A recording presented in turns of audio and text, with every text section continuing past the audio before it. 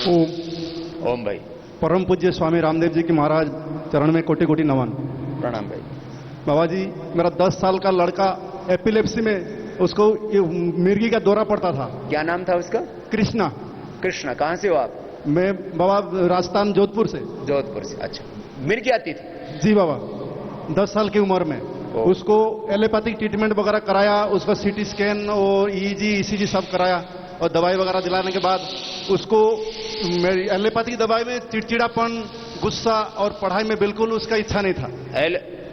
जो ये मिर्गी की दवाई देते हैं एलोपैथी भी, उससे मेमोरी भी डाउन हो जाती है। बिल्कुल। ये खास बात बता। फिर क्या किया? बाबा 2006 में आपका सेवक रोड में सिलीगुड़ी में बहुत बड़ा विशाल शिविर था। अच्छा। वहीं पर मैं अटेंड किया था। आपने बताया था कि एपिलेप्सी अनुलोम विलोम में ठीक होता है अगर। फिर मैंने उसको आस्था चैनल दिखा के 2006 में अनुलोम विलोम कराया। फिर पतंजलि चिकित्सालय सिलीगुड़ी वहां दिखाया। डॉक्टर विभा मिश्रा थे, मैडम थे पतंजलि चिकित्सालय में। उन्होंने मेधावटी, चंद्रप्रभावटी और त्रयोदशांग गूगल, मेधाक्वाथ और ये प्रवाल पिष्टी, मोती पिष्टी, ये सारे दिए दवाई उसको 2 साल लगातार दिया। अभी बाबा लड़का हमारा एमटेक कर रहा है। बीटेक कर रहा है। बीटेक 86% 6 में पास किया। एमटेक पूना पीआईसीटी से कर रहा है। क्या बात है। नहीं तो बच्चा बीटेक एमटेक करना तो बहुत दूर की बात रही, पढ़ ही नहीं पाता। और बार बार इतने सीवियर अटैक आते हैं, बाद में तो एक एक दिन में 10-10 बार अटैक आने लगते हैं। अब वो एपिलेप्सी क्या हाल है? बाबा 5 साल से बिल्कुल नहीं है। क्या बात है, 5 साल से एक बार भी नहीं आई। ये है एपिलेप्सी, नहीं तो पूरी दुनिया में। और मिर्गी की दवाइयों के नाम पर कितने लोग ठगी करते हैं। पहले तो एक ठग, बहुत बड़ा ठग था, वो फिर कई साल जेल में रह करके आया। लोग मिर्गी की दवाइयों के नाम पर स्टीराइड और क्या क्या खिला करके लोगों का बचपन, जवानी, जिंदगियां बर्बाद कर देते हैं। वो तो बाबा डेली योगा करता है, अभी भी 10 साल से योगा कर रहा है। हॉस्टल में रहता है, वहां आपकी फोटो 2x2 का फोटो लगा रखा है और डेली सुबह आपको मोबाइल में देख के फोटो करता है आस्था में। मैं भी बाबा 10 साल से उसके साथ प्राणायाम कराया और मैं भी करता हूं।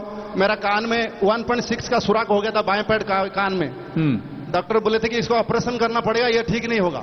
मैं 10 साल से लगातार अनुलोम विलोम और कपाल सारे प्राणायाम करता हूं, आसन करता हूं। आज मेरा कान बिल्कुल स्वस्थ है। ये लो, और निरोग छिद्र अपने आप भर गया है। Natural healing. देखो इसको, ये मैंने कई औरों को भी देखा, कान के पर्दे में छेद था है? और वो भर गया। क्या नाम बताया आपने अपना? बाबा हेड कांस्टेबल मायाधर दास। मायाधर है? अब बताओ, ये योग की माया है। माया के ऊपर योग की माया ने काम किया। कान में छेद था, भर गया। जो कान का छेद भर जाता है, एक खास आपको बात बताता हूं, चलो इसी बात के ऊपर, माया ने बात कही है तो बोले भाई योग की माया अपरंपार है। ये चेहरे पर ने, एक राजस्थान के भाई थे, उन्होंने बताया था मेरे को आज से करीब 10 साल पहले, चेचक के दाग थे। चेचक के ना, ये ऐसे फिर उसमें चकत ऐसे गोल गोल गोल गोल हो जाते हैं, खराब सा लगता है ऐसे। बोले बाबा जी मैंने प्राणायाम किया और चेचक के मेरे सारे दाग ही भर गए। कान के छेद भर जाते हैं। आंखों में अल्सर, कैटरेक्ट, ग्लूकोमा, ये ठीक हो जाता है। पैरों में किसी को कॉर्न्स आते हैं, वो ठीक हो जाते हैं। किसी के मस्से होते हैं, वो झड़ जाते हैं। अंदर से गांठें होते हैं कहीं पर भी बॉडी में, हाथों में, पैरों में, ब्रेन ट्यूमर तक, वो घुल जाता है। माने योग ना अंदर से ऐसा काम करता है। आप करते हैं कपालभाति, अनुलोम विलोम, और अंदर से ऐसा ट्रांसफॉर्मेशन होता है कि आपका शरीर बच्चे जैसा हो जाता है।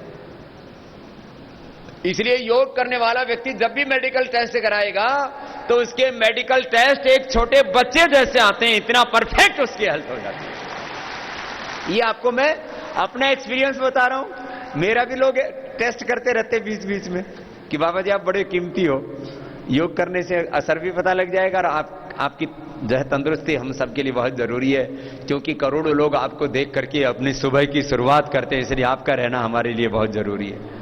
तो जब मेरा टेस्ट करते हैं तो बोले बाबा जी आपके तो हार्ट ऐसा है जैसे बच्चों का, आपका लीवर, किडनी, आपका ब्लड, आपके बोन्स सब बच्चों जैसी हैं। ऐसा रहता है योगी का शरीर। बात आशीर्वाद माया। बाबा और एक रिक्वेस्ट है बाबा। हाँ। 10 साल से मेरा उम्मीद आपके चरण स्पर्श से आशीर्वाद लेने के लिए हो। एक बार आपके पास चरण स्पर्श से आशीर्वाद लेना चाहता हूं। तो अब ये तो उम्मीद बहुतों को है, तो ये लगता है सबका ही एक दिन ये कार्यक्रम करना पड़ेगा। ये तो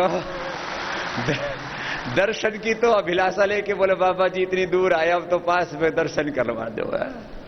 तो ऐसा करेंगे, माया एक दिन सबके ही दर्शन करवा देंगे।